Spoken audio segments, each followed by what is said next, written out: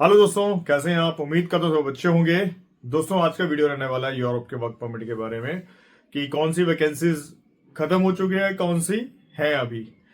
कुछ एडअप होता रहता है, कुछ जाता रहता है। उससे पहले आपसे रिक्वेस्ट है कि आप हमारा टेलीग्राम ग्रुप ज्वाइन कीजिएगा। उस पर भी हम कुछ डिटेल्स आते रहते हैं जो कि हम सोशल मीडिया जैसे यूट्यूब और फेसबुक पे नहीं डाल पाते, क्योंकि वो शॉर्टेस्ट माध्यम है। जल्दी से टाइप किया, डाल दिया, तो इजी रहता है सबके लिए। तो इस जो आज का वीडियो रहने वाला है उसमें मैं कुछ अदर कैटेगरीज आई हैं, कुछ अनदर कैटेगरीज जो लास्ट वीडियो में था उसके अलावा भी कुछ और कैटेगरीज आई हैं, तो मैं आपको बताऊंगा। तो वीडियो लास्ट तक देखते रहिएगा, हो सकता है आपके काम आए। अगर आपके काम नहीं आते तो आप शेयर कर सकते हैं किसी जरूरतमंद के, जिसको इस टाइप की जॉब चाहिए होगी या उसकी कैटेगरी उसके काम आ जाएगी। चलिए बात करते हैं अभी कौन कौन सी कैटेगरीज है और कौन कौन सी कंट्रीज है। देखिए, कंट्री अभी सिर्फ रोमानिया है। रोमानिया का सक्सेस रेशो हमें काफी अच्छा मिला है पिछले दिनों में, इसी वजह से हम कंसिडरेट कर रहे हैं कि हम वहां पे करें। सर्बिया जैसे था, सर्बिया का सक्सेस रेशो तो पूरा है बट डिले बहुत ज्यादा है। इस वजह से हम सर्बिया को थोड़ा सा डाउन कर रहे हैं ताकि जो है जो भी एप्लीकेंट्स हैं वो रोमानिया में चले जाएं। रोमानिया में एक प्रॉब्लम क्या है कि वहां पे जनरल वर्कर बहुत कम चाहिए होते हैं, बाकी वहां पे कोई प्रॉब्लम नहीं है। जनरल वर्कर मींस कि अभी भी हमारे पास लगभग 80 लोगों की रिक्वायरमेंट है टोटल ओवरऑल, जो कि जिसमें से अराउंड 60 लोग जो है वो सिर्फ स्किल्ड कैटेगरी है। 20 लोग थे जो जनरल वर्कर थे, वो भी ऑलमोस्ट फिल हो गए हैं। जनरल वर्कर तो आपको पता है दुनिया भर में जो है वो पड़े हैं। बहुत ज्यादा वर्कर्स ऐसे हैं कि जो अनक्वालिफाइड है, चाहे वो उनकी एजुकेशन ज्यादा नहीं है या फिर उनके हाथ में कोई स्किल नहीं है। इसलिए मैं कहता हूं कि आप सबसे रिक्वेस्ट है कि अपने हाथ की स्किल को थोड़ा डेवलप कीजिए।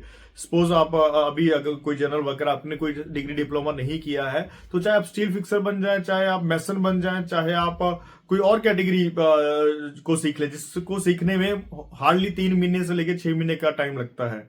जिसमें आप जैसे आप स्टील फिक्सर का ऐसा काम है, शटरिंग कारपेंटर का ऐसा काम है जो कि आप 3 महीने में बड़े अच्छे तरह से कर सकते हैं अगर आप में काम करने की लगन है तो चलिए अभी कैटेगरीज की बात करते हैं जो अभी करंटली है। तो सबसे पहले हमारे पास जो कैटेगरी है वो है रोड कंस्ट्रक्शन का। मैं बताता हूं आपको रोड कंस्ट्रक्शन रिलेटेड।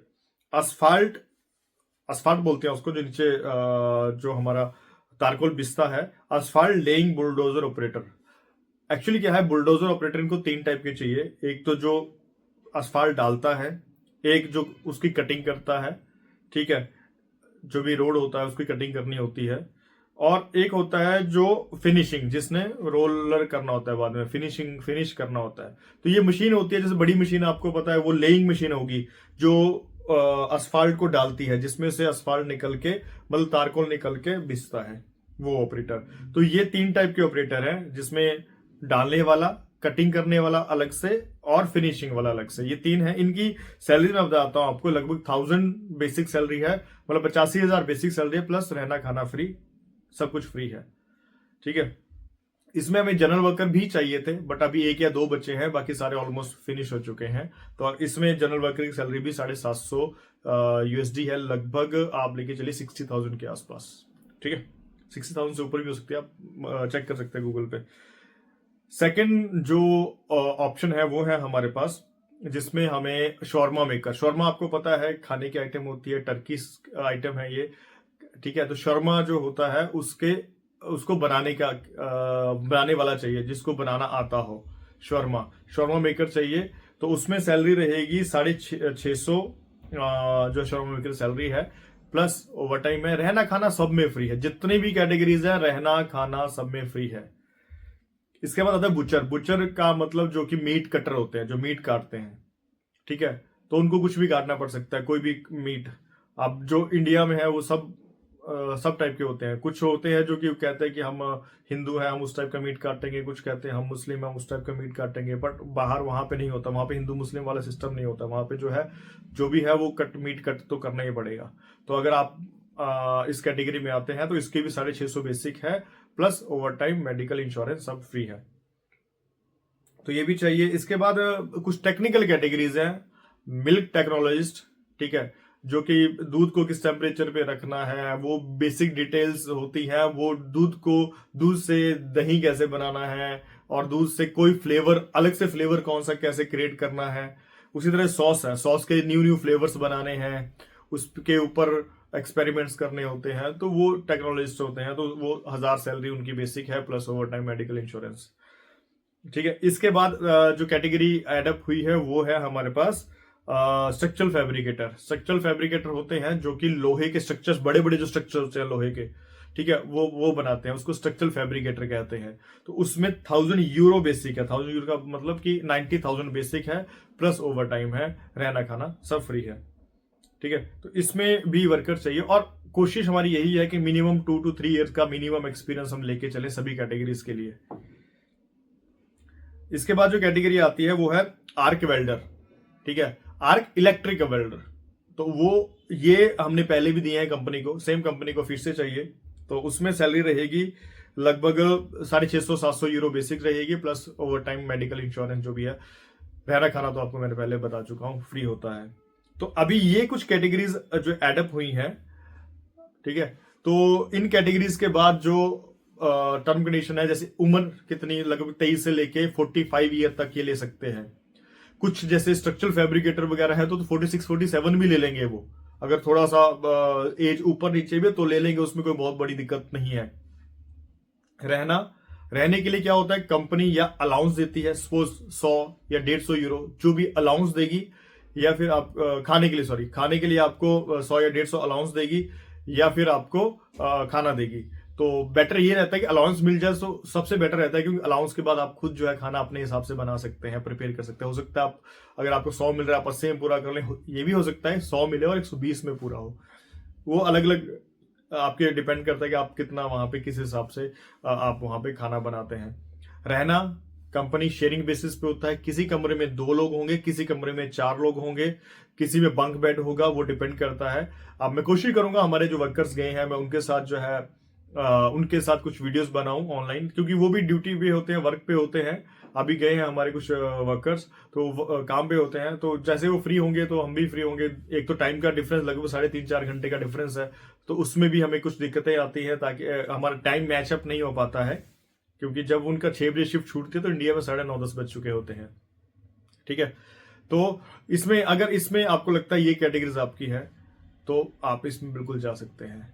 और जो अनस्किल्ड लोग हैं उनको मैं एक राय फिर से देना चाहूंगा, आप इंडिया में कहीं से भी कोर्स कर लो, पर कुछ स्किल वाला कोर्स जरूर करो। अब जल्दी स्किल किस में आती है, या फिर आप शेफ बन जाओ, कुक बन जाओ। कुक भी 6 महीने से 1 साल में उसको अच्छा एक्सपीरियंस हो जाता है। एक्सपीरियंस मीन 6 महीने का कोई डिप्लोमा करे, किसी एक पर्टिकुलर सेक्शन का डिप्लोमा कर ले। जैसे सपोज मैं शॉर्मा मेकर कह रहा हूं, शॉर्मा का ही अगर आप सीख लोगे तो आपको उसमें भी जॉब मिल जाएगी, पूरे वर्ल्ड में कहीं भी मिल जाएगी। या फिर जैसे लोग कहते हैं कि हम बिल्कुल अनपढ़ हैं, हमें तो कुछ नहीं आता है, तो आप क्या कर सकते हैं, आप स्टील फिक्सर या शटरिंग कारपेंटर का कर सकते हैं, मेहनत करने वाले लोग।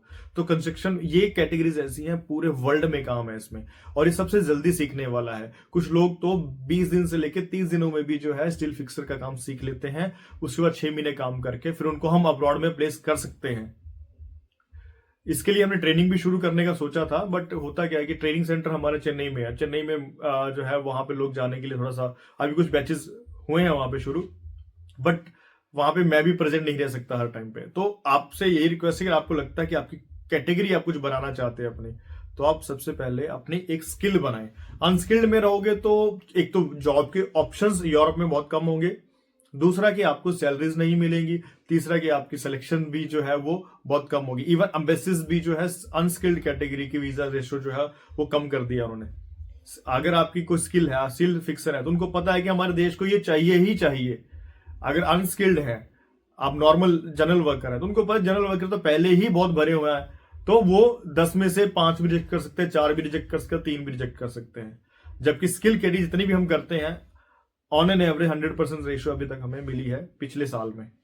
ठीक है, तो चलिए बात कर, इसके अलावा ये सारा मैटर क्लोज करते हैं। बात करते हैं अभी सर्बिया का। आपको पता होगा सर्बिया का जो है हमारे आई थिंक 13-14 वीजा पेंडिंग है, अभी सिर्फ 13-14 ही पेंडिंग है पूरे उसमें से। तो होपफुली वो वीजा जो है वो, उसमें से 6 वीजा तो अभी आने वाले हैं बहुत जल्दी, बचे 8-9 वीजा, वो भी इस महीने के एंड तक पूरी उम्मीद है कि आ जाएंगे।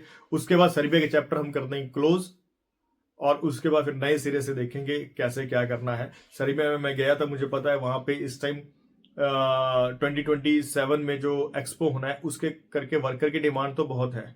बट उनके पास इमिग्रेशन में बहुत ही कम जो है एम्प्लॉयज है, जिसमें कि टाइम बहुत ज्यादा लग रहा है।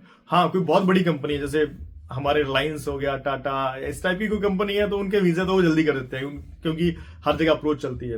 वो जो नॉर्मल कंपनी है, छोटी कंपनी है जिनमें 100 करोड़ 200 करोड़ की कंपनी है, उनको तो कोई नहीं पूछता वहां पर। तो ये चलता है हर जगह पे। जो हमारे भी कुछ, एक हमने BMW में टेलर्स भेजे थे जो कि सीट्स वगैरह सिलते हैं, उनका वीजा आप हैरान हो जाओगे, उनका वीजा 1.5 से 2 महीने में आ गया था, 2 महीने में। जबकि हम खुद हैरान हो गए थे कि बाकी कैटेगरीज का नहीं आ रहा है। सेकंड जो स्किल कैटेगरी थी उसका वीजा उसके बाद आया 4 महीने में, और जितने भी अनस्किल्ड कैटेगरीज हैं उनका वीजा 6 महीने हो चुके हैं। ठीक है, तो 6 महीने बाद अब जो है वीजा आया है। तो ये चीजें होती है, ये चीजें मैटर करती हैं।